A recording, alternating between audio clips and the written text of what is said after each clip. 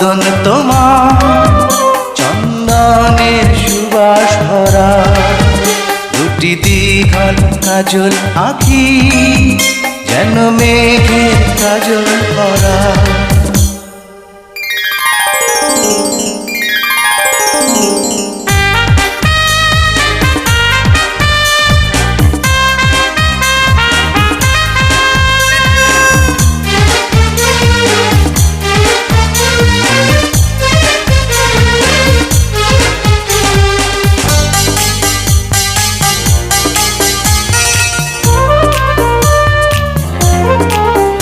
তোমার কণ্ঠ শুনে কোকিল যেন বোবা হয়ে যাবে, এত মিষ্টি সুর সারগাম ও সে কোথায় খুঁজে পাবে।